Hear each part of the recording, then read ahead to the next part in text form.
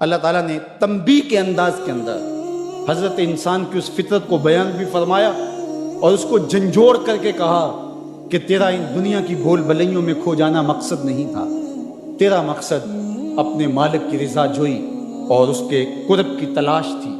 تو فرمایا بل توسرون الحیات الدنیا، تمہارا ترجیحی انداز کیا ہے کہ تم دنیا کی جیتی زندگی کو ترجیح دیتے ہو، والآخرۃ خیر وابقی، حالانکہ آخرت بہتر بھی ہے اور آخرت دائمی بھی ہے، نہ ختم ہونے والی زندگی ہے آخرت، کبھی ختم نہیں ہوگی۔ یہ دنیا جتنی بھی ہو، ایک آدمی 100 سال بھی زندگی پائے تو پھر بھی تو موت ہی ہے۔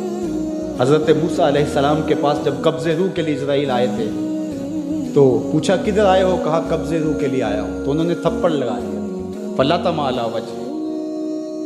تو واپس چلے گئے تو کہا مالک ایک ایسے شخص کے پاس بھیجا جو مرنا ہی نہیں چاہتا۔ تو کہا پھر جا میرے بندے کے پاس اور اسے کہہ کہ ایک بیل کی پشت پہ ہاتھ رکھیے گا اور جتنے بال نیچے آئیں گے اتنی عمر بڑھا دے۔ حاضر خدمت ہوئے، پوچھا کہ پھر دوبارہ آگے ہو؟ کہا کہ بس آپ کے عمر کے اضافے کا سندیسہ لے کر آیا ہوں، کسی بیل پہ ہاتھ رکھیے گا، جتنے بال نیچے آئیں گے اتنی عمر بڑھا دی جائے گی۔ تو بولے پھر کیا ہوگا؟ کہا پھر موت۔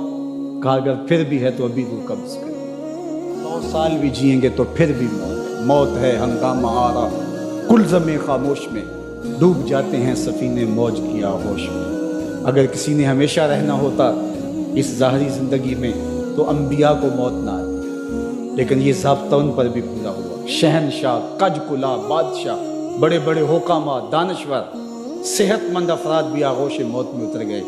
میں اور آپ ہوتے کیا ہیں؟ ہم تو ایک ایسا جرثومہ جو خوردبین سے بھی پورا دکھائی نہیں دیتا، اس نے پوری دنیا کو ہلا کے رکھ دیا۔ انسان ذرا دیکھ تو ہے کیا؟ وَمَا يَعْلَمُ جُنُودَ رَبِّكَ إِلَّا هُوَ، اللہ کے لشکروں کو تو جانتا ہی نہیں ہے کہ اس کے لشکر کیسے۔ وہ لنگڑے مچھر سے نمرود کے تکبر کو خاک میں ملانا جانتا ہے، وہ ابابیلوں سے ہاتھی مروانا جانتا ہے، وہ کرونا وائرس سے پوری دنیا کا نظام معطل کرنا جانتا ہے۔ اس کے لیے کوئی مشکل نہیں ہے۔ والآخرۃ خیر وابقی، کہا آخرت بہتر بھی ہے، دائمی بھی ہے۔ زندگی تو گزر ہی جاتی ہے جیسے گزرے، اصل زندگی آخرت کی زندگی ہے۔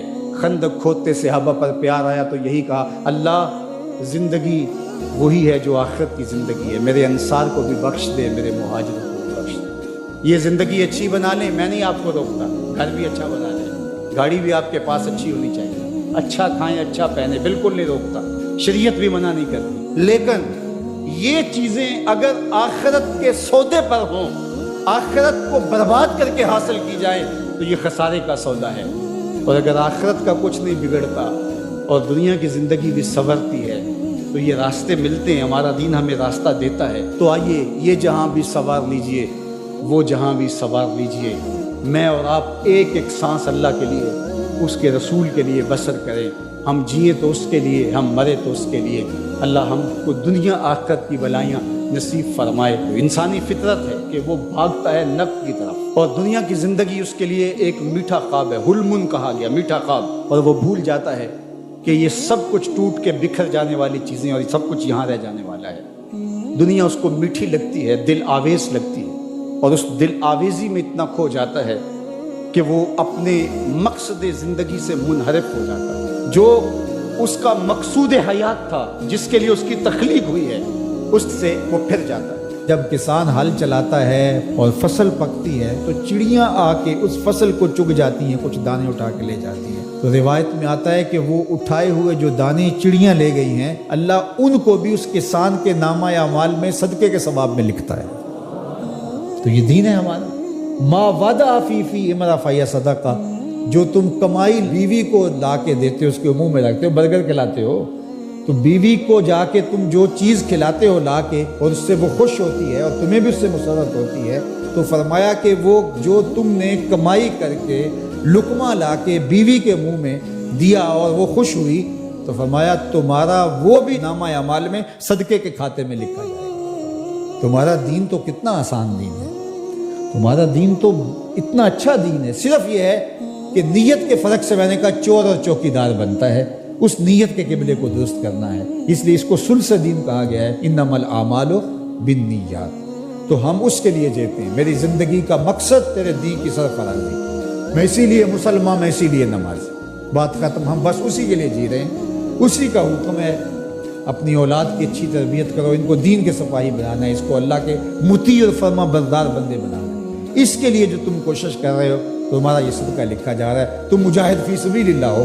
تم اپنی اولاد کے لیے اس لیے کمائی کر رہے ہو کہ ان کو جو ہے وہ اللہ کا ایک مطیع بندہ بنانا ہے. تم اپنے ہمسایوں کے ساتھ اس لیے سلوک کر رہے ہو کہ ہمسائے اور اللہ رسول کا حکم ہے اور میں نے ہمسایوں کے ساتھ اچھا سلوک کرنا ہے. تم رشتہ داروں کے ساتھ نبھا رہے ہو ان کے تلخ رویوں کے باوجود بھی کہ اللہ رسول کا حکم ہے لہٰذا میں توڑ تو نہیں سکتا، لہٰذا اللہ اس کا بھی تمہیں اجر عطا کرے گا. ان تلخ رویوں کا تمہیں تمہارے نامہ اعمال میں اجر و ثواب لکھا جائے گا جو تم سہتے ہو اور برداشت کرتے ہو. تم سردی سہتے ہو، تم گرمی سہتے ہو، تم مشکلیں سہتے ہو، تو یہ ساری تمہارا دین ہے. چونکہ تمہارے دین کو اللہ نے بہت خوبصورت بنایا ہے. تمہارا دین اور تمہاری دنیا الگ نہیں ہے. ایک صحابی کو حضور نے دیکھا کہ وہ بہت کمزور تھا، تو فرمایا کہ تمہاری یہ کیا حالت ہے، تم اتنے کمزور ہو. اس نے کہا میں نے اللہ سے ایک دعا مانگی تھی، شاید وہ قبول ہوگی. فرمایا کیا ہوا؟ میں نے دعا مانگی تھی اللہ جو آخرت کے حصے کے دکھ ہیں وہ بھی دنیا پہ بھیج دے اور میری آخرت صاف ہونی چاہیے. تو شاید میری دعا قبول ہو گئی ہے. مجھے بہت ساری بیماریاں، دکھ اور اذیتیں ہیں جنہوں نے مجھے گھیر رکھا ہے. تو اس پر حضور خوش ہونے کی بجائے اسے ناراض ہو کے کہا کہ تو نے یہ کیوں کہا کہ آخرت کے حصے کے دکھ دنیا پہ آ جائیں؟ تو نے یہ کیوں نہیں کہا ربنا آتنا فی الدنیا حسنۃ وفی الآخرۃ حسنہ، اللہ مجھے اس جہان میں بہتریاں دے دے، اس جہان میں بہتریاں. تو یہ زندگی اچھی جئیں، اچھی سواری، اچھی بیوی اور کشادہ مکان انسان کی خوش قسمتی سے، مسلمان کی، مومن کی خوش قسمتی سے بتایا گیا ہے. اچھا اللہ آپ کو گھر دے، اس میں آسودہ رہیں. اللہ آپ کو اچھی فرما بردار نیک صالحہ بیوی دے، بہت اچھی بات ہے. اللہ آپ کو اچھی گاڑی دے دے تو اس میں کوئی گناہ نہیں ہے، کوئی برائی نہیں ہے، اچھی بات ہے.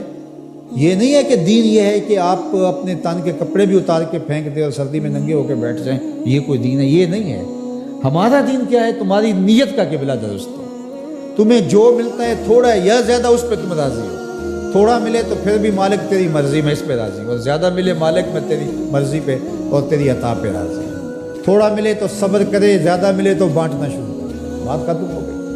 اور کاروبار کرے تو اللہ کی رضا کے لیے جائے اور بچوں کو ایک اچھی تربیت کی نیت سے گھر سے نکلتا ہے. حتیٰ کہ جو کاروبار کرتے ہوئے مشقتیں آتی ہیں، ٹینشنیں آتی ہیں، پریشانیاں آتی ہیں، جھٹکے لگتے ہیں، انسان کو گاہک کے رویے کی وجہ سے کسی نے ادھار لے لیا، وہ پیسے نہیں دے رہا، بار بار اس کو کہنا پڑتا ہے، اس کے سخت اور تلخ رویے ہیں. یہ جو جھٹکے اور تکلیفیں اور جو ٹینشنیں آتی ہیں، اس تاجر کو اللہ کی جانب سے اس کا بھی ثواب عطا کیا جاتا ہے. تو یہ کتنی کرم نوازی ہے اس کی اور کتنی رحمت ہے اس کی جو اللہ تعالیٰ نے اہل ایمان پہ